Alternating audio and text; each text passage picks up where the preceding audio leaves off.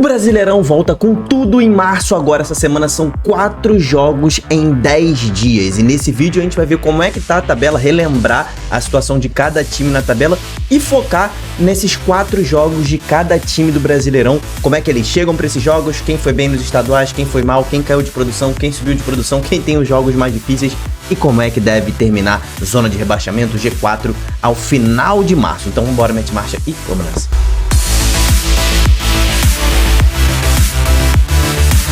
Fala, torcedores e torcedoras fanáticos e fanáticos, eu sou Diogo Cunha, meu camarada. Seja bem-vindo ao canal Torcedorismo, aqui a gente analisa futebol brasileiro todos os dias com notícias, análises táticas, análises técnicas, muita opinião. Então, se você gosta de futebol brasileiro, se inscreve, cara, se inscreve no canal. Muito importante, eu sei que tem muita gente vindo pela primeira vez aqui, então se inscreva no canal. E a gente vai analisar a tabela do Brasileirão e os próximos 4 jogos de cada um dos times aí que estão disputando. A gente vai focar em alguns times, não vamos falar de todos os times, mas a gente vai dar uma passada por pelo menos todos, tá? Só para você se ligar, essa é a tabela do Brasileirão, aqui é a tabela de pontuação, né? Tá aqui na direita. Eu vou passar aqui pro Globoesporte.com, que a pontuação fica aqui na esquerda, nessa coluna aqui, tá? Por que eu vou fazer isso aqui no Globo Esporte? Tem uma visualização um pouco melhor para você. A quinta rodada, que é a rodada que nós estamos, começa agora dia 10 de março, tá? Então se liga, a quinta começa dia 10, a sexta já dia 14, final de semana, depois dia 18, depois dia 21. São praticamente 4 jogos em 10, 11 dias para cada um dos 20 times do Brasileirão. E aí depois da 8ª rodada nós teremos ali 10 dias de descanso, porque nós teremos data FIFA nesse momento aqui, tá? E aí depois em abril, meu irmão, é insanidade de novo, olha lá, ó. É insanidade. É até o final de abril, jogo atrás de jogo, atrás de jogo, atrás de jogo. Então agora começa realmente o calendário do futebol brasileiro. A próxima rodada a gente vai analisar completa nos vídeos da semana, ao longo da semana. Mas a ideia nesse vídeo é fazer ali um apanhado de como cada time está, tá? Quando a gente pensa no Vasco, por exemplo, o Vasco trocou de treinador. O Vasco ainda não venceu no campeonato. É um dos 5 times que ainda não venceu nenhum jogo no campeonato, né? Junto com Cruzeiro, Inter, Atlético e Remo. O Vasco é o lanterna do campeonato. Foi eliminado nas semifinais do Carioca pro Fluminense, demitiu o Fernando Diniz, trouxe Renato Gaúcho, que tá trabalhando com o time, né? Os próximos jogos do Vasco são bem difíceis, meu camarada. O Vasco vai pegar nesses 10 dias o Palmeiras, o Cruzeiro, o Fluminense e o Grêmio. São 4 jogos muito duros, muito difíceis. Então o Vasco tem pela frente aí só pedreira. E a circunstância do Vasco não é boa, né? Vamos ver, o Renato Gaúcho quando chega geralmente ele levanta o pessoal, mas o prognóstico pro Vasco nos próximos 4 jogos não está bom. O Vasco, a tendência é que ele termine na zona do rebaixamento após o mês de março, né? A tendência é que o Vasco termine o mês de março na zona do rebaixamento. Vamos ver, se ele terminar fora é porque realmente a vida do Vasco vai mudar e ele vai subir de patamar. Então é um time que a gente tem que ter atenção. O Cruzeiro acaba de ser campeão mineiro depois daquele papelão diante do Atlético Mineiro, né? Aquela briga generalizada. O Cruzeiro também é zona do rebaixamento, né? Também não venceu. Tá ainda com o Tite se manteve. Talvez esse título aí, a vitória por 1-0 no Clássico, no Mineirão, valendo taça, possa elevar um pouco a moral dos jogadores do Cruzeiro, que já começam contra o Flamengo, visitam o Flamengo, recebem o Vasco, visitam o Furacão e recebem o Santos. Não é uma tabela das mais difíceis. Talvez o Flamengo seja o jogo mais difícil, jogar contra o Furacão fora de casa sempre é mais difícil, mas o Cruzeiro, teoricamente, tem um time superior a esses 3 times que ele vai enfrentar após o Flamengo, né? Então o Cruzeiro tem um prognóstico de subir na tabela, tá? O Cruzeiro tem um prognóstico bom, a tendência é que o Cruzeiro suba na tabela no mês de março. O Internacional, que não venceu também, tá? E acabou sendo aí derrotado no campeonato, na final do Campeonato Gaúcho, tomou um 3-0 do Grêmio, depois acabou empatando o jogo. O Inter também ainda não venceu, não vem jogando nada bem, o treinador segue por lá, ele pega o Galo, o Bahia, o Santos fora de casa e a Chapecoense. Tabela difícil pro Inter, 3 jogos difíceis, Galo e Santos fora, Bahia em casa e a Chape, o Inter tem que vencer. Meu prognóstico pro Inter não é bom, não vejo evolução no Inter, a tendência é que o Inter permaneça na parte de baixo da tabela. Já o Galo, que foi vice-campeão mineiro, né, perdeu aí esse jogo pro Cruzeiro, trocou de treinador, saiu o Sampaoli, chegou o Eduardo Domingues nesse meio tempo. E agora ele vai receber o Inter, vai visitar o Vitória, recebe o São Paulo e visita o Fluminense. Tabela difícil do Atlético Mineiro, tá? São 2 confrontos diretos contra Inter e Vitória. Aí pega o São Paulo e o Fluminense, que são times que estão no topo da tabela. Então a tabela do Galo não é boa. O prognóstico também não é bom para que o Galo arranque nessas próximas 4 rodadas, tá? Agora a gente vai falar do Remo, né? Sobre o Remo. O Remo é um time que também trocou de treinador, né? Saiu o Osório, chegou o Léo Condé. A gente já viu, o Léo Condé já estreou na final do Campeonato Paraense, o Remo acabou tendo uma final traumática, sendo derrotado na final pro seu maior rival, pro Paysandu. O Remo vem aí com o Léo Condé, já melhorou consideravelmente a estrutura defensiva do Remo, e o Remo ele deve ter um jogo um pouco mais cauteloso nessas próximas rodadas, tá? Não deve ser tão ofensivo quanto era, né, com o Osório. Então o Léo Condé deve estruturar um Remo um pouco mais defensivo e buscando mais o contra-ataque nessas partidas.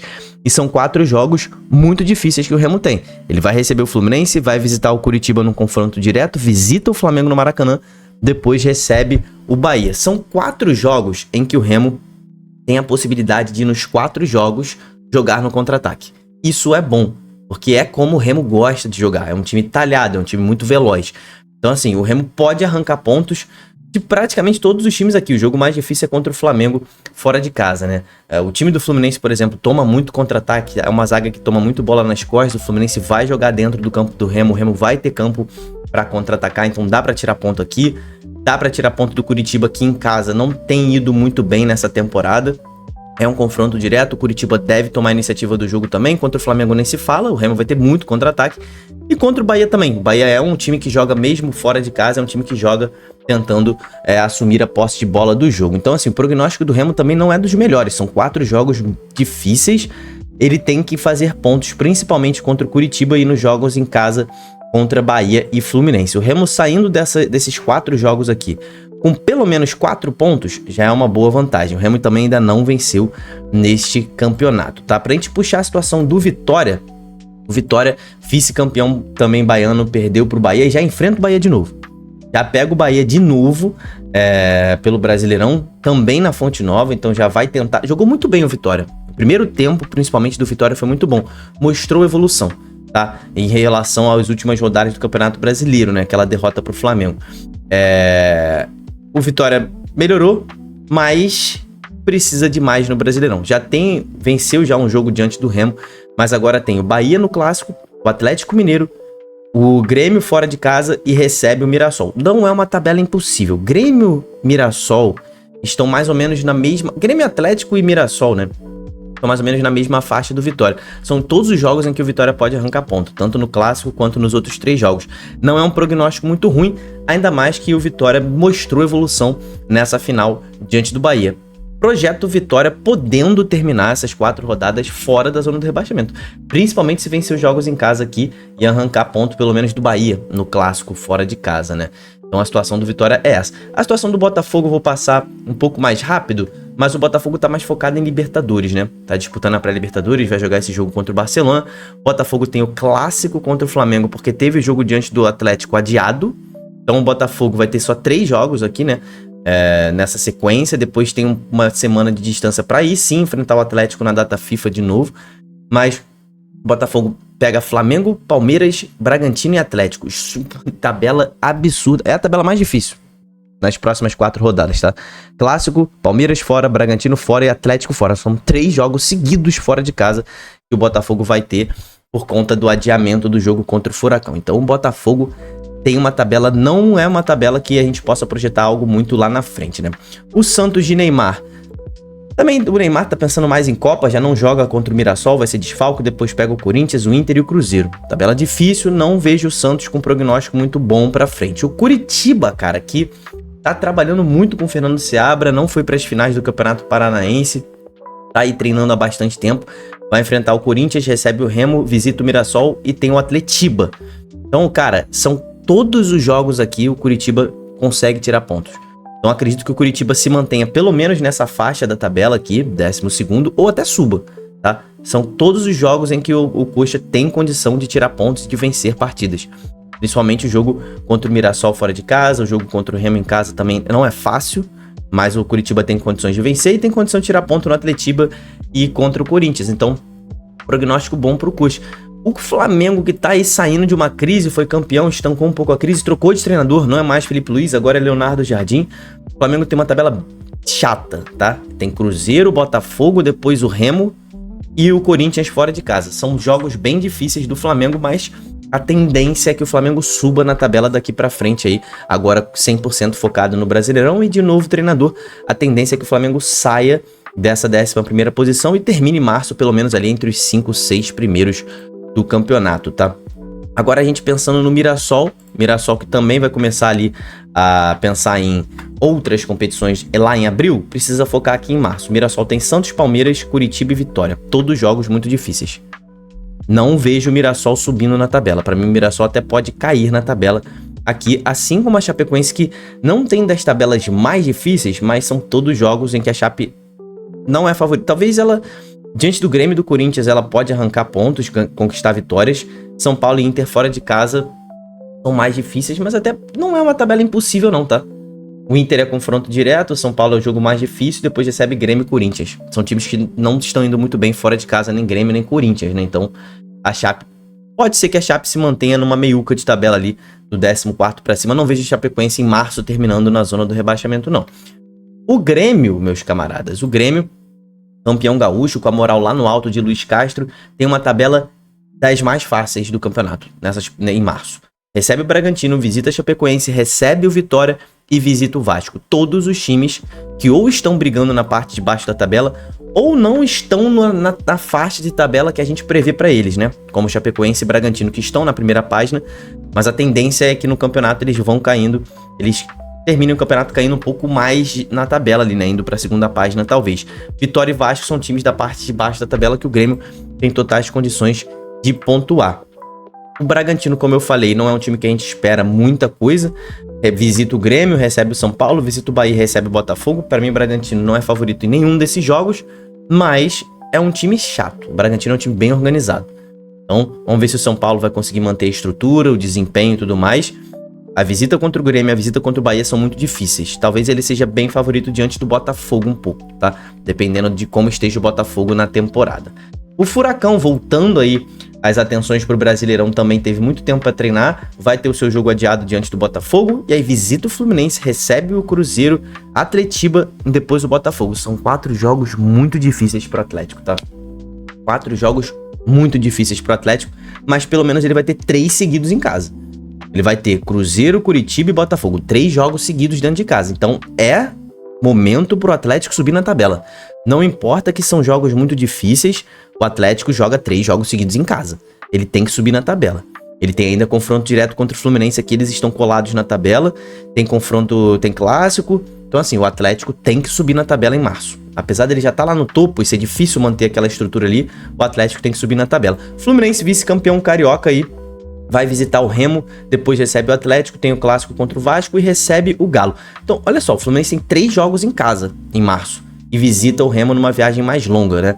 Lembrando que o Fluminense só começa a Libertadores em abril, vai focar 100% no Brasileirão nesse mês de março. Então, o Fluminense, a tendência é que ou se mantenha na tabela ou suba, com 3 jogos no Rio de Janeiro também, 3 jogos no Maracanã.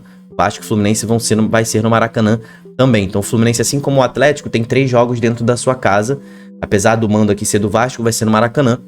Então, o Fluminense visita o Remo, que é uma viagem muito longa, um time talhado para o contra-ataque, mas o Fluminense consegue, assim, tirar pontos do Remo se jogar direitinho, né? Então, o Fluminense, a tendência é que ele ou se mantenha aqui no alto da tabela ou até suba um pouquinho dentro do próprio G4, tá? O Bahia, que conseguiu ganhar, mas não tá jogando bem. O Bahia foi campeão em cima do Vitória, mas foi eliminado da Libertadores nesse meio tempo. Tem o Bavi de novo, visita o Inter, recebe o Bragantino e visita o Remo. Cara, o Bahia tem uma tabela ok. Dá pro Bahia se manter pelo menos aqui entre os 7 primeiros colocados ali. O Bavi é bem difícil, o Inter desesperado também. Depois ele recebe o Bragantino, que ele é bem favorito, e visita o Remo num jogo muito difícil. Mas eu vejo o Bahia conseguindo arrancar pontos na maior parte desses 4 jogos aqui, tá? Corinthians tá fazendo um campeonato nesse início melhor do que a gente esperava, né? Ninguém esperava o Corinthians na 3ª colocação. Recebe o Curitiba, visita o Santos, visita a Chape e recebe o Flamengo. Cara, o Corinthians, eu vou te falar pra vocês, ele é favorito contra a Chapecoense, talvez ele não seja. Ele é favorito contra o Coxa, mas o Coxa é talhado pra jogar no contra-ataque, então é um jogo que o Corinthians pode ser surpreendido se ele não tiver atento. Tem o clássico contra o Santos e recebe o Flamengo. São jogos bem difíceis, né? São jogos bem difíceis, eu vejo o Corinthians saindo do G4 em março. Não vejo o Corinthians permanecendo aqui no G4. Tem uma tabela bastante difícil. O São Paulo, que é outro que a gente não esperava que estivesse nesse momento brigando por liderança, né? Tá fazendo um campeonato impecável, invicto ainda. Recebe a Chape, visita o Bragantino, visita o Galo e tem o Palmeiras. O São Paulo vai cair na tabela. O São Paulo vai cair na tabela nessas próximas 4 rodadas. O São Paulo não vai terminar em segundo lugar, na minha opinião, tá? Esse jogo contra o Palmeiras e São Paulo não é favorito, contra o Galo não é favorito, contra o Bragantino fora de casa não é favorito e é favorito diante da Chape. Então esse jogo aqui o São Paulo pode ser alçado à liderança contra a Chape, mas depois tem 3 pedreiras pela frente, inclusive um possível confronto direto contra o seu arquirrival, o Palmeiras. E pra gente fechar o nosso vídeo, visita o Vasco, recebe o Mirassol, recebe o Botafogo e tem o São Paulo. Então o Palmeiras, a tendência é que termine na liderança no mês de março, tá? Palmeiras é favorito contra o Vasco, contra o Mirassol, contra o Botafogo e contra o São Paulo. Então o Palmeiras é favorito nos próximos 4 jogos que ele tem, vai focar 100% no Brasileiro, não tem Libertadores nesse mês, então o Palmeiras deve terminar o mês como líder do Brasileirão. Acho difícil até que o Palmeiras perca um desses jogos, talvez perca o Clássico, porque é Clássico e o São Paulo tá numa boa fase.